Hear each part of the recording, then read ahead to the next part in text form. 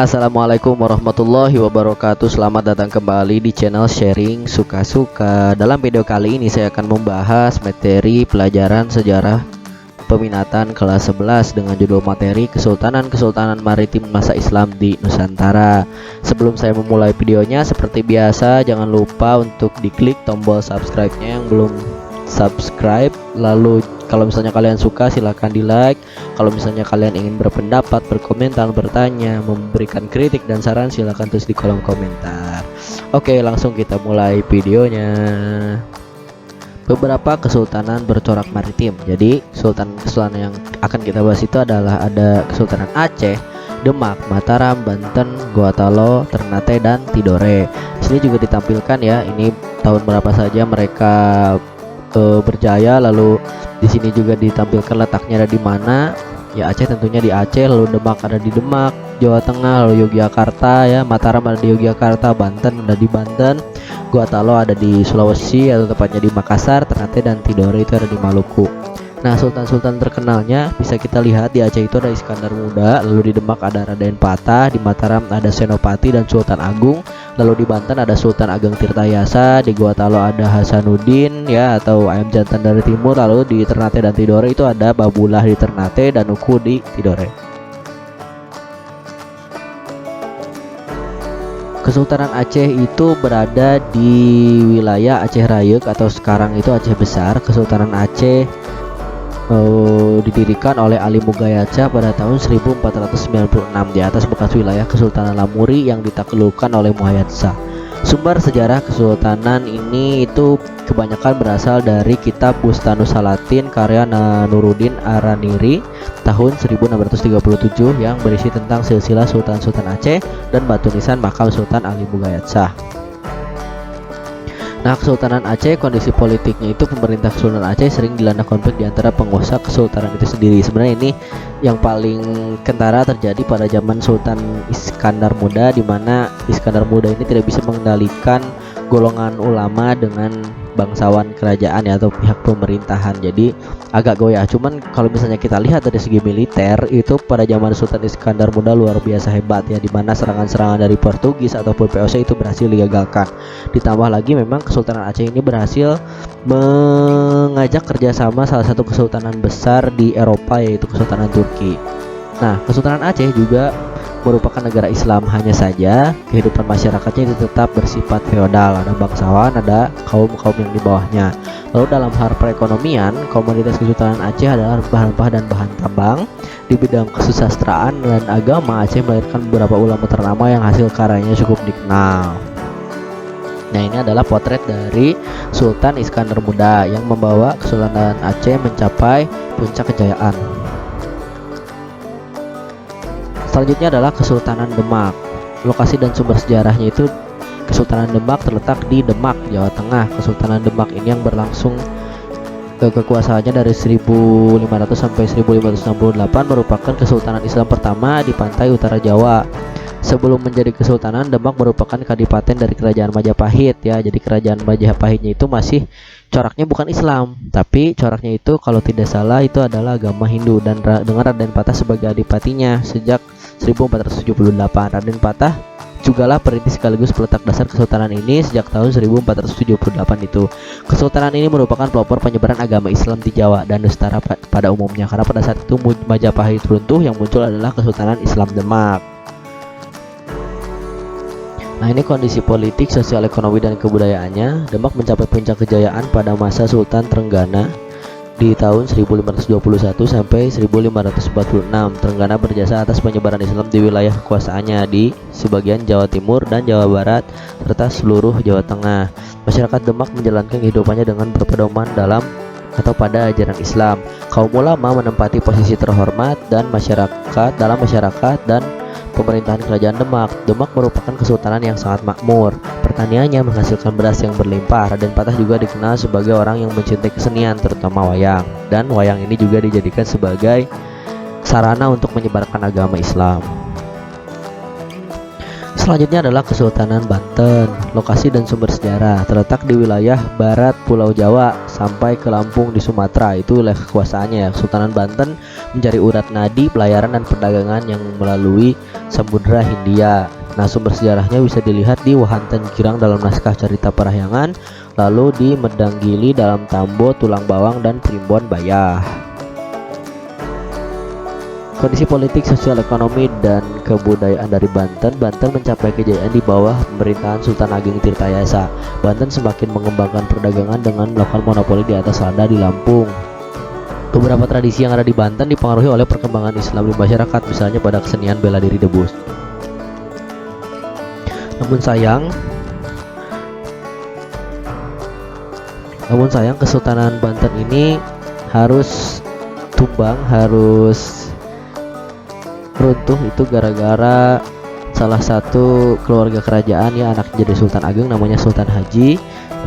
Sultan Haji itu adalah anak pertama dari Sultan Ageng yang berkhianat dan bekerja bersama dengan POC.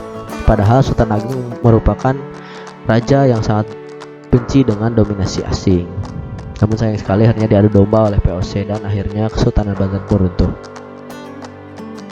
Selanjutnya Kesultanan Mataram, lokasi dan sumber sejarah. Kesultanan Mataram berada di antara Kali Opak dan Kali Progo yang mengalir ke Samudra Hindia. Pada 1586, Panembahan Senopati memindahkan pusat pemerintahan dari Pajang ke Mataram. Kesultanan Mataram Islam tidak ada hubungannya dengan Kesultanan Mataram Hindu. Kebetulan saja memakai nama yang sama ya. Nah, kondisi politik, sosial, ekonomi, dan kebudayaannya pada tahun 1625 hampir seluruh Jawa berada di bawah kekuasaan Mataram Islam. Struktur masyarakat terbagi menjadi golongan raja, golongan elit, dan hamba sahaya. Kegiatan perekonomian yang diterapkan Sultan Agung bercorak agraris dan maritim. Pada masa pemerintahan Sultan Agung, ia dikenal sebagai seorang ahli politik, sastra, filsafat Jawa, serta agama. Nah, ini adalah gambar dari Sultan Agung yang membawa Mataram mencapai puncak kejayaan. Kesultanan selanjutnya adalah Kesultanan Ternate dan Tidore. Nah, ini bisa kalian lihat dulu ya, wilayah atau letak dari Kesultanan Ternate Tidore itu diapit oleh dua kepulauan. Ada kepulauan dari Papua dan kepulauan dari Sulawesi. Nah, tepatnya itu ada ini nih, bisa kalian lihat nih, Ternate dan Tidore ya. Bisa lihat kalian kursornya, silahkan diperhatikan. Ini dia wilayahnya, Ternate dan Tidore. Kita bahas dulu Kesultanan Ternate, lokasi dan sumber sejarah. Letak Kesultanan Ternate tadi sudah disebutkan ya, di antara Sulawesi dan Papua, dan secara geografis sangat strategis dan penting dalam dunia perdagangan pada masa itu. Sekalian lihat, ini adalah foto Ngaralamo, gerbang istana Sultan Ternate di tahun 1930-an. Nah, lebih tepatnya Ternate itu ada di Pulau Gapi, Kepulauan Maluku. Nah, beberapa rajanya ada Masur Malamo, Sultan Zainal Abidin, dan Sultan Baubullah yang membawa Ternate ke masa kejayaan. Nah, untuk menjaga kepentingan dagangnya, kerajaan Ternate itu membangun persekutuan yang disebut dengan Uli Lima atau Persekutuan Lima Saudara, terdiri atas Bacan, Obi, Seram, Ambon, dan Ternate dengan Ternate sebagai pemimpinnya. Lalu pada tahun 1603 Portugis dan Spanyol kembali ke Maluku untuk monopoli perdagangan rempah-rempah. Ternate meminta bantuan ke VOC pada saat itu ya. Lalu kerajaan Ternate dikenal sebagai pusat perdagangan rempah-rempah. Ini bisa kalian lihat, ini adalah salah satu gerbangnya yang bisa dibilang. Nah, kondisi politik, sosial, ekonomi, dan kebudayaan. Kesultanan Ternate mengalami kemajuan baik di bidang politik, ekonomi, dan perdagangan pada masa Sultan Hairun. Kehidupan ekonomi Sultan Ternate didukung oleh hasil bumi utamanya, yaitu rempah-rempah serta kegiatan perdagangan dan pelayaran yang maju. Kesultanan Ternate memiliki andil yang sangat besar terhadap kebudayaan Nusantara di bagian timur. Nah, ini adalah lukisan yang menggambarkan kondisi perairan Kesultanan Ternate. Begitu ramai untuk kapal-kapal dagang ya, jadi banyak dari Eropa pun datang ke sini sebagai kepulauan yang disebut dengan Kepulauan Mutiara dari timur karena banyaknya sekali rempah-rempah pada saat itu.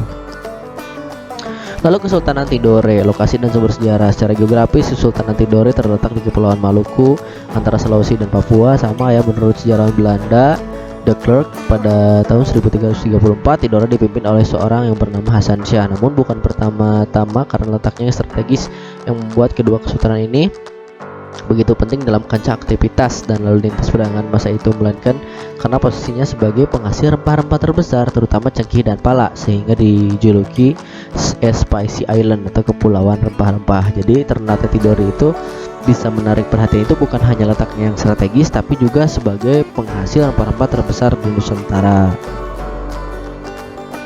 Kesultanan Tidore, kondisi politik, sosial, ekonomi, dan kebudayaannya. Tidore merupakan kesultanan yang berada di wilayah bagian timur Nusantara dan merupakan penghasil rempah-rempah di dunia. Sumber rempah-rempah Kesultanan Tidore ada di beberapa daerah di Maluku. Terdapat istana Sultan Tidore yang disebut sebagai Kedaton Kie dan terdapat benteng Portugis seperti Benteng Tohula dan Benteng Tore. Selanjutnya adalah Kesultanan Goa Talo. Lokasi dan sumber sejarah. Pusat pemerintahan Kesultanan Goa Talo berada di Makassar. Kesultanan Goa dan Talo sering disebut sebagai Kesultanan Makassar. Wilayah kesultanan ini sekarang berada di bawah Kabupaten Goa dan sekitarnya. Kondisi politik, sosial, ekonomi, dan kebudayaan. Sultan Hasanuddin menjalin hubungan baik dengan Portugis disebabkan karena ancaman VOC yang hendak memonopoli perdagangan rempah-rempah di Maluku. Sultan Hasanuddin ini dijuluki sebagai ayam jantan dari timur.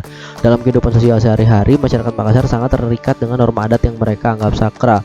Kesultanan Goa Talo kaya akan beras, daging, dan kapur barus hitam. Hasil kebudayaannya yang terkenal adalah perahu pinisi. Dan orang-orang Goa Talo atau disebut dengan suku Bugis ini sangat pandai dalam membuat perahu pinisi ini. Yang terakhir adalah warisan kesultanan masa Islam dalam kehidupan masa kini.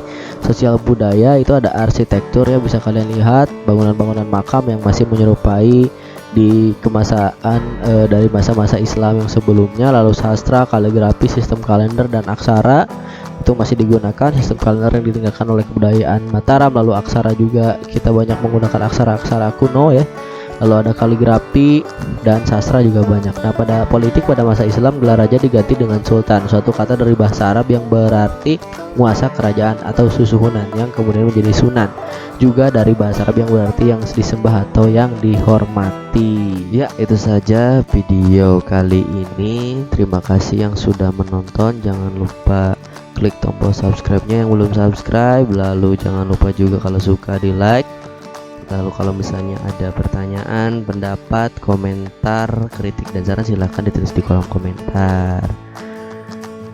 Ya, seperti biasa kita akhiri dengan salam suka-suka. Sekali lagi terima kasih banyak. Assalamualaikum warahmatullahi wabarakatuh. Ciao.